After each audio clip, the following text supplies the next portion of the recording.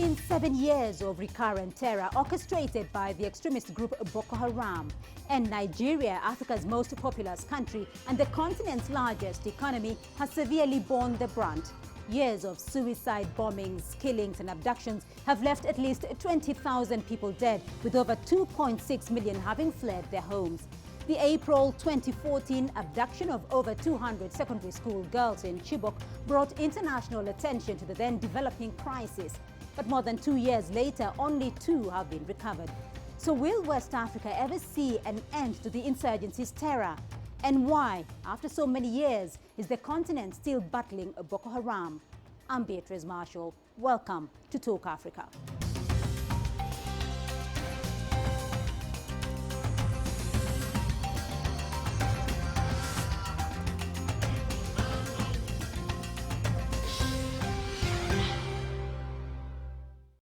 Now, life, the demography and the economy of Nigeria's northeast has been drastically altered since the first reported attacks by Boko Haram in 2009, leaving many civilians with dim prospects of a quick resumption of normalcy in the region.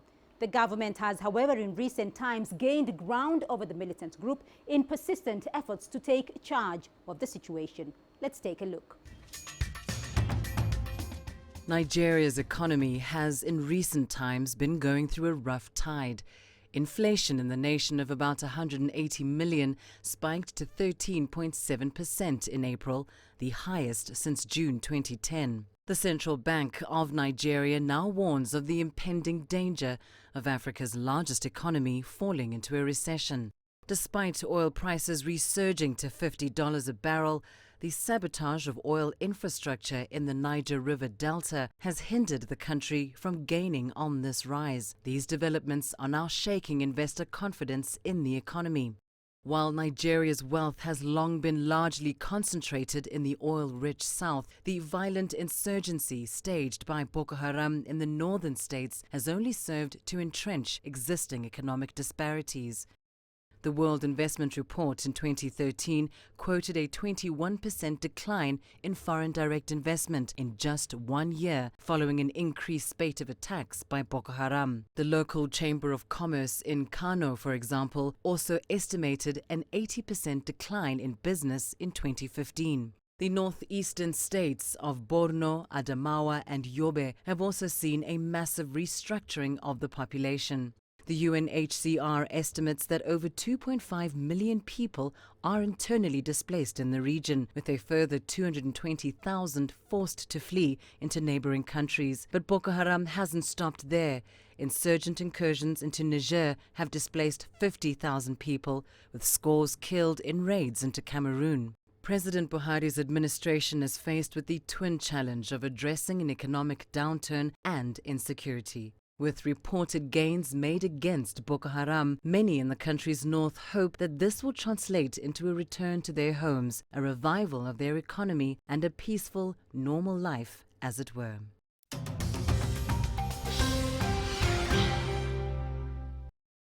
Now, Nigeria's government is seeking closer military cooperation with the international community in a perceived renewed attempt to finally defeat Boko Haram. President Muhammadu Buhari's election campaign rode on pledges to quash the armed group. But more than a year since his inauguration, the insurgents remain active in many areas of Nigeria. CCTV Africa sat down with a Nigerian government spokesperson to find out more about what exactly is being done.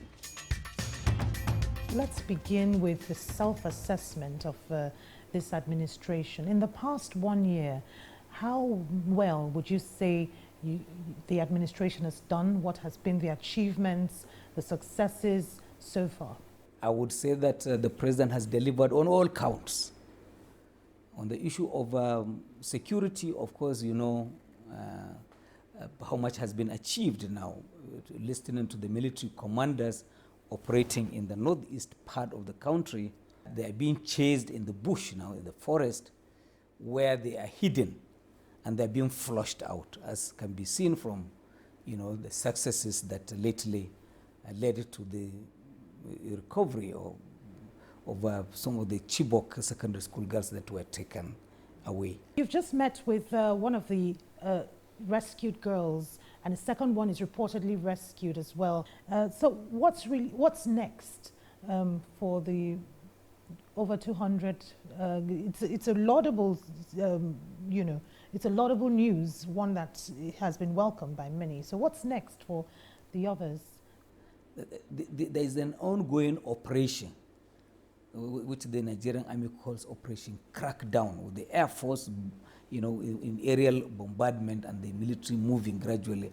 With the increasing surveillance supported by our partners, the European Union, the United States of America, the Gulf of Guinea countries, we are now able to surveil, the environment and the spot, and of course, this is a very heavily mined territory. So the movement is restricted by threat of landmines, which Boko Haram have planted over time. We are hoping that by the time the entire Sambisa forest is cleaned up, I want to use the word, that the army will have operated in the entire territory and flushed out the Boko Haram in their assets and whatever hostages, whoever they are holding. If all of these girls are being kept in one place, they will be found. Or how fast do you see this coming to an end totally? Boko Haram no longer represents that threat to the Nigerian state. They can no longer capture territory. They can no longer mount the kind of attacks that was characteristic of them, by which they seized military and the police formations, acquired their weapons and they killed. Now they have resorted to the use of IEDs, improvised explosive devices, which they fabricate by using local concoctions and explode them in places of worship, mosques, churches, marketplaces, bus stations, and so on. It will take a while, to rid the country of these manifestations, especially given that Boko Haram terrorism is a product of extremist ideology. And this extremism has been imbibed by quite a number of their followers, and it is hidden in the heart.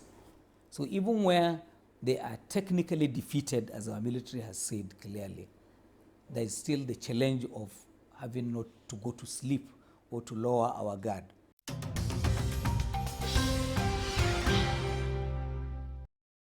We're going to take a short break now, but when we come back, my expert guest will help answer the question of why Africa is still battling Boko Haram. To stay with us.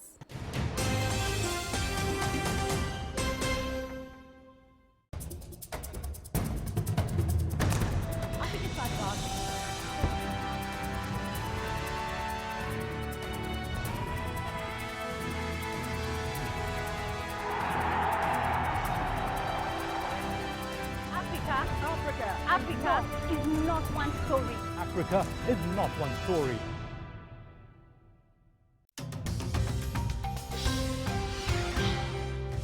And we need to know people in that area to convince you of the successes scored by this government with the help of G7, of course, including France, in terms of training, helping to train our, especially military,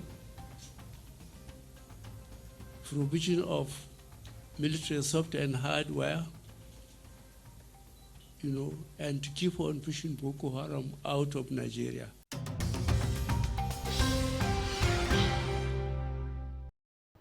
That was the Nigerian President Muhammadu Buhari speaking on the sidelines of last month's Special Security Summit in Abuja. Welcome back to Talk Africa. Now, to help unpack the ongoing battle against Boko Haram, I have expert guest standing by in Lagos, Dr. Ola Bello. He's the Executive Director of Good Governance Africa. And with me here in Nairobi, Hans Demarie Hangup. He's the analyst, Central Africa for the International Crisis Group. Welcome to the program. My pleasure. Gentlemen. Now, let me start off with you, Dr. Bello, there in Lagos. Now, President Buhari had mentioned while he was assuming power that he would eradicate Boko Haram Within the year, Boko Haram remains one of the most difficult terrorist groups in Africa. What is the status, though, of the fight against Boko Haram, and what exactly is Boko Haram still controlling in Nigeria? Well, I think what we're seeing is a much transformed context. We've seen some positive evolution in the conflict in the northeastern part of Nigeria right before President Buhari came to power, but also significantly since he came to power and unveiled a radically different approach that he purports that his administration wants to pursue. I think one of the significant changes we've seen is the shift by the Boko Haram terrorist group to what one might call soft targets. We've moved from a situation where they wanted a head-on confrontation with the Nigerian military, deliberately going out to try and acquire territory and maintain control of that. All of that is now in the past. I think what we have now is Boko Haram very much on the back foot, on the run, losing a succession of territories that had previously been under their control, but very significantly quite potent in going out there and targeting soft targets through the use of surprise attack, but also suicide bombing, as we've seen recurrent over the past few months. So clearly a lot of work left for the Nigerian government to do in terms of trying to bring stability back to that part of the country. Right. Hans, let me get your perspective here, because Cameroon has also been sucked into the Boko Haram part of the region as well with Chad. What do we know about what's going on in Cameroon itself? Actually, the fact is that the fight against Boko Haram has been seriously difficult at the beginning, because different countries of the region were find difficult ways to cooperate together. And these difficulties in the cooperation has affected the state of regional multinational joint task force, to the point that even now it's just the first military sector, named the Cameroonian one, which is almost fully operational. What my colleague Dr. Bello was pointed is true, meaning that Boko Haram is losing ground, but is still not yet defeated. That means from the 25 towns that they were controlling just 2 years ago, they are now more and more located in the Sambisa forest, along the Mandara Mountains, alongside the border with Cameroon and the Lake Chad Eastland. And they are more and more turning the war in a kind of asymmetrical warfare, with a huge amount of suicide bombing committed, for example, in Cameroon. More than 60 suicide bombing committed in just 10 months in Cameroon. Well, you talk about the difficulty in operation between the various countries involved in fighting Boko Haram. Why is there that difficulty? I think this has to be related to two issues. The first one is an historical issue, precisely the Bakassi conflict between Cameroon and Nigeria, which has, let us say, not put well the relations between the two countries. And still now it is in the memories of Cameroonian diplomats that Nigeria has tried to seize Cameroonian town of Bakassi. The second aspect is that even now, after Bakassi, the part of the border still in conflict between Nigeria and Cameroon is the border where Boko Haram is operating. When you put all that aside, plus some allegation like Nigerian army may have been corrupted or accomplice some of them to Boko Haram, Cameroonian military were reluctant to be involved in the fighting against Boko Haram. So from the time 2011, 2012, where Boko Haram were building cells in Cameroon, Cameroonian government was not taking care of that, just because they didn't want Boko Haram to start attacking Cameroon too. All right. Dr. Bello, is that your understanding as well, that part of the reason that this war against Boko Haram is not being won is as a result of difficulties within the various countries or the regional powers? Well, I think what we're looking at today is a probably much more optimistic outlook than we had in the preceding years. And I think Nigeria's government, together with its regional partner, are well poised to try and turn this around and finally begin to bring some closure to this Boko Haram fight. Inevitably, this is going to be an intergenerational fight. It's not something that's going to be finished, before the end of the year. But there are key lessons, I think, that have been taken on board here, and this is very significant. To my mind, there are at least 3 important lessons that have emerged, as it were. The first is, the really astonishing way in which, the terrorists have been able to mount effective propaganda war, so that even when they're being pushed back and it seems they're losing, they can still present this facade of being very potent and being omnipresent. I think that's something for regional government to reflect on and work much more concertedly to counter this propaganda. I've also talked about how they've shifted strategy. We see increasingly this move to hit and run targets. I think that's something that's very difficult to try and counter. Right. And I think the route to addressing this shift in Boko Haram tactic is to actually improve intelligence cooperation among all the different regional powers. Intelligence is key. You've seen Boko Haram darting across borders from Nigeria to Cameroon to Chad and Niger Republic, causing mayhem and taking thousands of civilian lives along the way, unless this government work much more together in a much more coherent and concerted fashion, in a way that also inspires confidence and trust. I think we would be leaving the back door room open for Boko Haram to try and revive this campaign of mayhem we've seen them conducted over the past few years. Hans, I want to draw you in here, though, because Dr. Bello is talking about several issues that are really assisting Boko Haram here. But one of the other issues that's being asked is, how is this group still so resilient? Where is it getting its resources? Where are they getting the weaponry? Where are they getting what Dr. Bello is talking about? Now it's more of a hit and run. Where are they getting that? I think part of the response has something, it's related to the geography of the area and also the past history of trafficking, network, banditrism in all the area of the Lake Chad, not just Nigeria, but even far north of Cameroon, even the Boso and the Difa region in Niger. These are regions which even before the arriving of Boko Haram were already, let us say, with a higher risk of banditism, of network trafficking, weapons, drugs. So Boko Haram has trapped into this former and past trafficking network, and they have been able till now in some way to sustain their supplies in terms of weapons, in terms of these various they need. Another response is linked to the geography. I mean, only the Borno state of Nigeria is the size of some African countries. And when you are talking about Sambisa forest, one problem that Nigerian army has been facing is that when they freed a city, it is difficult to have the soldier to maintain them in the city, to control this system, and keep the rest to follow up the war. And you have 25 cities to free. You have the Sambisa forest. Will you be able to free all of them and maintain a significant number of soldiers to impose peace in this city? Same thing with the Sambisa forest.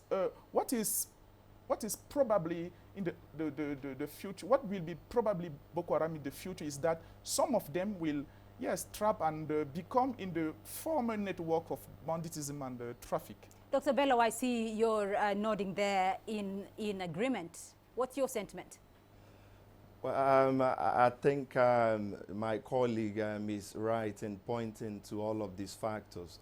But to my mind, I think the fundamental change we've seen over the past few months, which I think is a key lesson everybody must learn as we come together to try and address this regional menace, is that Boko Haram is enabled in large part by what analysts have repeatedly referred to as the globalization of the jihadist struggle. It's something we've seen here in Africa and across other geographies in the world, from the Middle East through the Indian subcontinent all the way to Philippines in the Far East. And I think one of the responses that are actually needed is to fashion a strategy to stop the jihadists trying to instrumentalize the globalization of the terror campaign as it were. We've heard of Nigerian fighters, you know, shoring up in countries like Libya. We've heard of some of them being found in jihadist training camps in Mali. Many of us were doubtful previously, but I think what we're looking at squarely in the face now is the internationalization of the struggle. Jihadists want to instrumentalize the connection to have to global jihadist networks, to acquire finance, to acquire training and expertise. And I think the final stage in that process would be to acquire, you know, manpower that has the know-how. We've not seen large number of Middle Eastern jihadists showing up on Nigerian or Cameroonian or Nigerian soil, but unless we find a strategy to try and prevent this, I think it's a real risk to the West Africa region and the broader Lake Chad region and the Sahel. Hans, that whole question of broadening of the jihadist movement, and we did hear in 2015 that Boko Haram had rebranded itself as the Islamic State of West African Province. Has this brought any new dimensions, though, to Boko Haram's strategy in West Africa? Yeah, that's a good question. And I think a lot of people are trying to see how far the ties between Boko Haram and the Islamic State in Libya, for example, are. There are things that we know and others we are on doubt. Those we know is that, for example, the Islamic State has backed the communication campaign, the communication team unit of Boko Haram, as we can observe the modernization in the videos of Boko Haram, in the message from the time they have joined the Islamic State movement. Up to, let us say, a couple of months where this modernization has stopped. Another thing is that the improvement in terms of IDs of Boko Haram, the improvements of things like that. Several hostages with whom I have talked, who were signed in Sambisa Forest or maybe in Bama where it was in control, it was controlled by Boko Haram, are telling that many of them said they have been seeing them migrate people, training Boko Haram.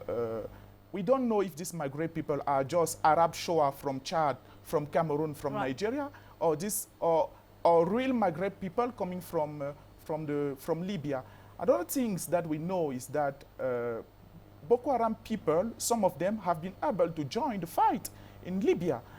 But now, how far does that mean that really fighters of Islamic State have come to Nigeria to train Boko Haram soldiers? This is on debate. And I think the assumption coming from all that is that a problem in Africa will concern for the future of the world. And the problem in MENA for the future will concern Africa. The kind of ties that we are seeing are not just linked to Islamic State, because when you study the history of the movement, you will see that Boko Haram people used to have ties with ACMI, then broke ties, then ties with Mujao, then broke ties, also ties with Al-Shabaab. There are a lot of evidences showing these different ties. There's a lot of different ties. So, Dr. Bello, though, do you think then, in light of all these new developments with the Boko Haram affiliates and the way Boko Haram is changing its strategy, is it time now that regional countries, the international community, is it time to rethink their strategy in fighting Boko Haram?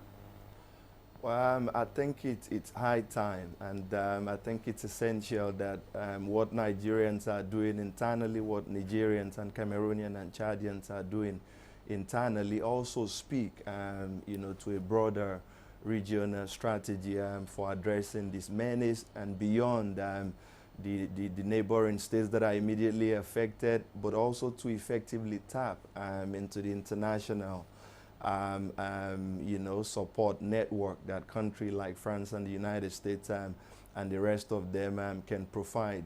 When you look at the internal dimension, I think one of the ways in which the Nigerian authority have been constrained is the fact that you know, you probably want to mobilize local authority to mount a campaign you know, within the different communities to better understand the sort of menace that Boko Haram constitutes.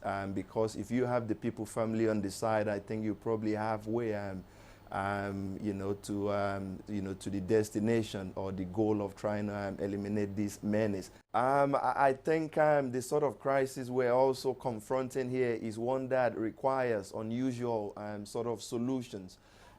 We've seen some of the ecological factors that are also driving this conflict. The irregular rain pattern we've seen around the Lake Chad region, which has effectively led to the lake almost drying up, putting significant pressure on people's livelihood. And Africa has the opportunity here to access some of the global and Africa-based climate funds, such as the Global Climate Fund, the GCF, and the Africa Climate Change Fund based with the African Development Bank. If we can more systematically have access funding ports like that, I think it would provide a basis for embarking on some of the ground level and community-based intervention that I think is really needed to resuscitate livelihood in northeastern Nigeria, in some southern part of Niger and Cameroon, so that we can cut the support that Boko Haram has been funneling to fighters. I'm much encouraged by the gatherings such as we've seen in Abuja for the necessary discussion to take place among all the different international partners to see where the gaps are and what further each of these parties can contribute. It's by working together essentially that we'll be able to rein in Boko Haram comprehensively and going forward. Right, Hans, what more assistance, though, does the regional countries there, the countries that are fighting with Nigeria, what more assistance do they need? And is it time that they also rethought their strategy in containing the insurgency? Absolutely. I think something fundamentally will be the socio-economic development. Boko Haram today is let us say, the empty of this space, the not sufficiently presence of the state in the far north of Cameroon, in Bosso, in Difa region, in Niger, and also in the Borno state. There is a significant need to help these various states to implement socio-economic programs, such as health centers, such as constructing roads, such as building health centers. There is a lot of things to do in this way.